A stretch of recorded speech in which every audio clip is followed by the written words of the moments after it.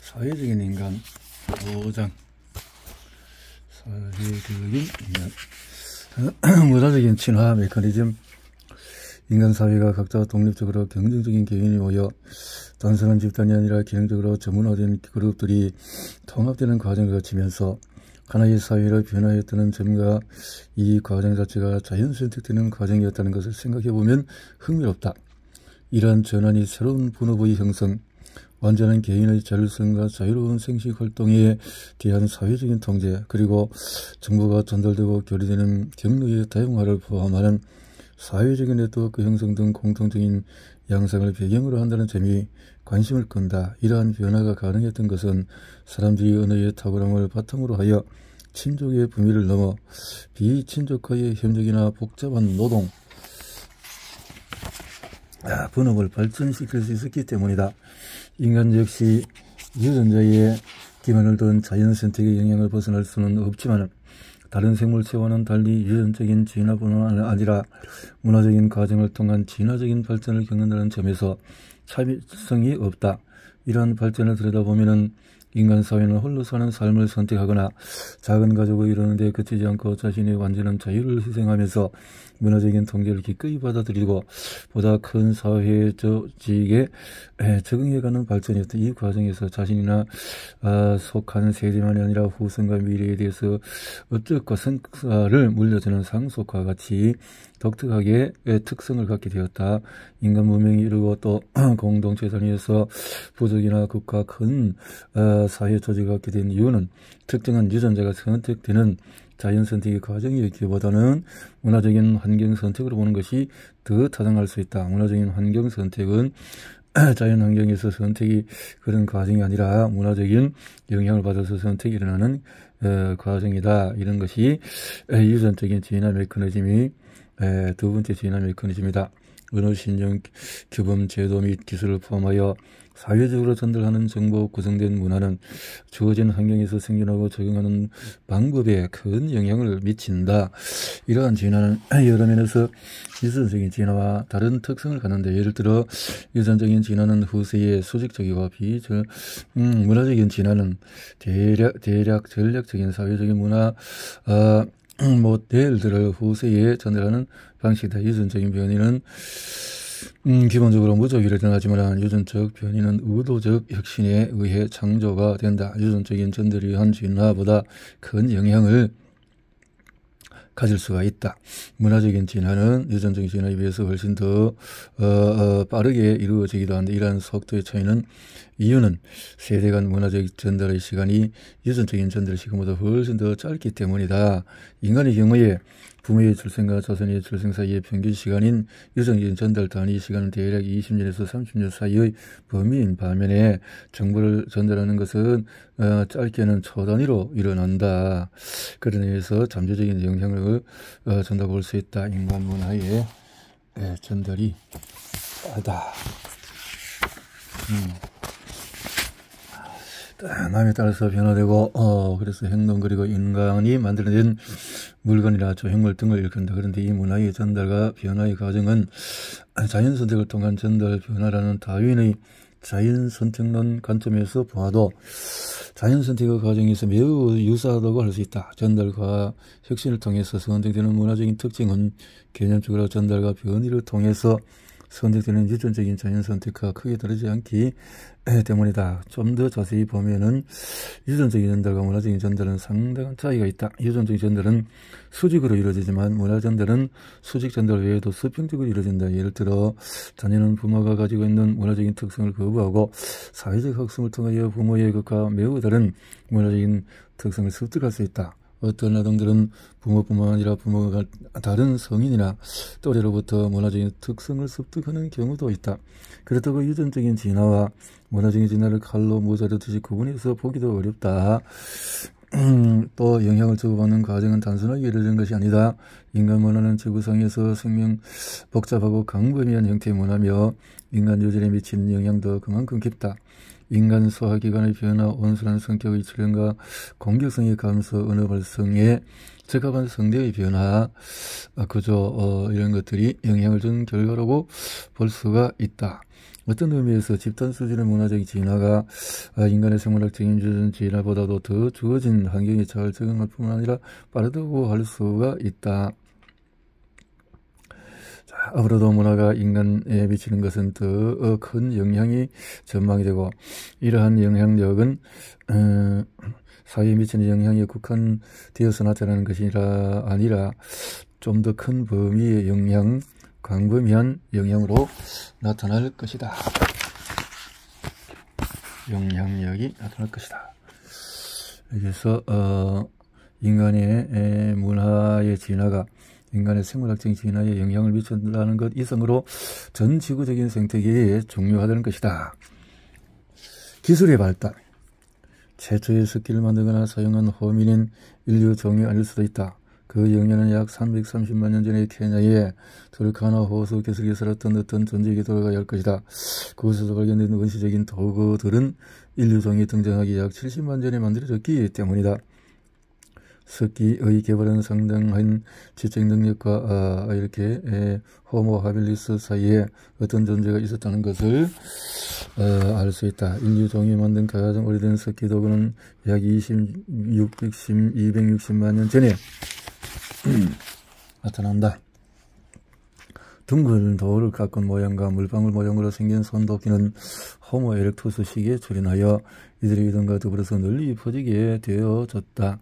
지금으로부터 10만 년 전까지 사용되었고, 위에 네어데르탈리는 좀 더 날카로운 바퀴를 만들어서 칼 모양에 가까운 습기를 사용하면서 이들이 우수한 도구 제작 능력을 갖고 있었음을 증명한다. 이어서 더 작은 칼날, 촉과 손잡이가 달린 창이 만들어지고, 작살과 함께 물고기를 잡는 도구, 활과 화살이 만들어졌다.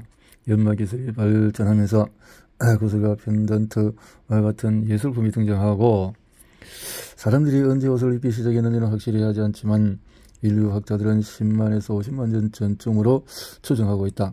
첫 번째 옷은 동물의 가죽, 피, 풀, 잎, 조개 등 자연적인 요소로 만들어졌는데, 의복은 이러한 요소들을 대개 걸쳐서 입거나 서로 묶어서 사용했다. 이후에 바늘이 등장하면서 옷을 꿰매서 입을 수 있게 되어졌다. 이러한 도구 제작의 역사를 보면 성과가 누적되면서 보다 효율적인 그 효과가 도구가 만들어졌음을 알 수가 있다. 이런 성과물 중에 하나가 바퀴다. 가장 오래된 바퀴는 메소포타미아에서 발견, 기원전 3500년경의 발명으로 나타나고, 사실 바퀴는 직물과 도자기, 또 배가 나타난 이후에 등장이 되어졌다. 가장 초기의 바퀴는 나무로 만들어졌고, 중심에 축을 위한 구멍이 있었는데, 바퀴 달린 소리가 물건을 운반하는데 매우 우수한 점이 알려지면서 중동과 유럽, 중국 등 지역에서 나타나게 되어졌다. 우리는 흔히 기계와 소프트웨어로 이루어진 장치에 관한 것이라고 생각한다. 오래전부터 기술은 바퀴와 소리 같은 장치의 제조설이나 배를 운항하는 항해설, 또 기계장치의 작동설 같은 것으로 인식했다. 불을 다스리는 기술은 여러 가지 기술 중에서 어뜸이라고 할 수가 있다. 150만 년 전쯤에 인류종이었던 호모 에렉투스에 등장했지만은 기술 중에 가장 중요한 기술, 불은 밤에 빛을 따뜻하게, 또 맹수들을 급주는 데 유용했고, 또 연기는 곤충을 물리는 데 효과적이었고, 그러나 습관적으로 불을 사용했다는 분명한 증거는 40만 년 전의 이스라엘 동굴로 거슬러 올라간다. 텔아비브 인근에서 발견된 캐셈 동물에서 불이 그을린 습기와 고기를 구운 흔적들이 나타나기 때문이다. 호모사피엔스에게 불을 다스리는 기술을 전수한 인류종이 누구냐? 호모사피엔스 직접 또 이렇게 얻은 기술로 요리를 만들고, 또 음식, 또 불을 이용한 난로, 이런 것들이 이렇게 언어 발달을 도왔을 것으로 유추하는 것도 충분히 가능하다. 공감 능력은 성공 전략이다. 인간이 살아가는데 큰 도움을 주는 것은 불이나 바퀴, 인쇄 기술이 아니라 언어처럼 더불어 살아가는 사회에서 필요한 수단과 감정이 공유하는 공감 능력이다. 공감 능력은 인간만이 가진 특성이 아닌 동물계에도 널리 퍼져 있다. 생물학적인 개체로 인간이 그야말로 나약하고 위험에 노출된 존재지만 슬픔이나 기쁨같이 느끼고 집단을 두려움을 피하거나 열망의 일을 할 때 힘은 어마어마하다. 우리는 공감에 너무 익숙해져서 그것을 당연하게 여기지만 오늘날의 인간 사회를 만드는 데서 공감은 필수적인 특성이다. 타인과 협력은 우리 조상의 생존에 크게 도움이 되었기 때문에 다른 사람의 마음을 이해하고 공유하는 능력이 진화했을 것이다. 그런데 공감 능력은 인간에게만 특징적으로 나타나는 특성이 아니라는 것이 밝혀지고 있다. 사실 포유류로 넓혀서 보아도 자신에게 무엇이 필요한지를 아는 포유류의 조상은 그러한 능력을 갖추지 못하고 무관심했던 개체보다도 자신의 생존을 더 성공적으로 확보할 수 있었다. 따라서 의사소통 능력은 자연선택 과정을 통해서 시간이 지나면서 더욱 발달하여 공감 같은 훨씬 더 복잡한 메커니즘으로 진화했다. 이와 관련한 연구에서 쥐에게 지렛대를 작용하면 먹이를 받아 먹을 수 있도록 훈련시켰다. 이런 공감은 대개의 가치 작거나 천적의 범위에 있을 때 잘 나타나며 다른 계통의 구성원에게 공감보다도 경쟁의식이 더 앞서 다른 죄를 돕지 않는 것으로 관찰이 되기도 했다. 어떤 의미에서 공감은 협력관계를 형성하여 서로 간에 이익을 얻고자 하는 메커니즘이라고 할 수 있다. 효과적으로 협력하려면 상대방의 활동과 목표에 세심한 주의를 기울여야 한다. 예를 들어서 암사자는 다른 암사자가 사냥모드에 들어갈 때 재빨리 알아차리고 합류해 사냥의 성공에 기여할 수 있어야 한다. 그래야 자신과 새끼에게 돌아가는 몫이 생기기 때문이다.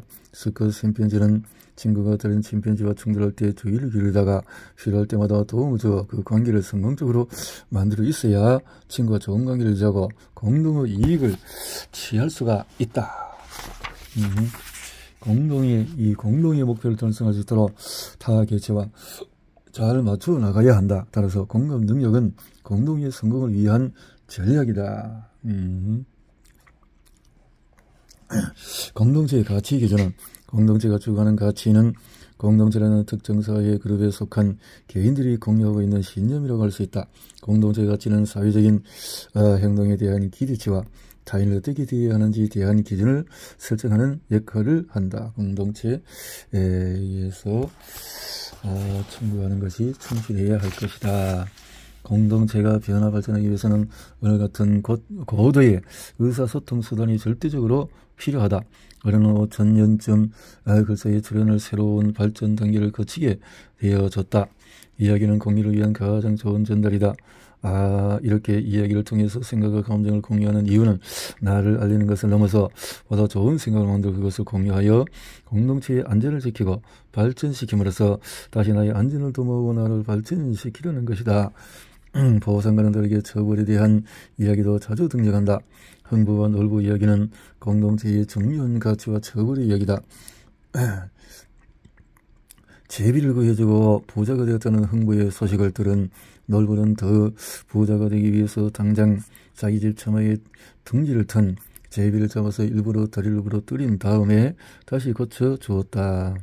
공동체 사회에서는 조롱과 멸시를 심한 처벌로 다스렸다는 이야기도 있다. 제비의 왕비인 니오베는 7남 7녀를 둔 어머니로 14명의 자식이 가장 큰 자랑거리였다.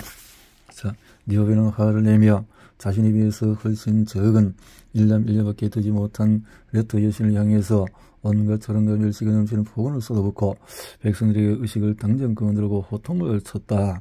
본 레토 여신은 화가 나 아폴론과 테미스 남매를 불러 분통을 터뜨렸다.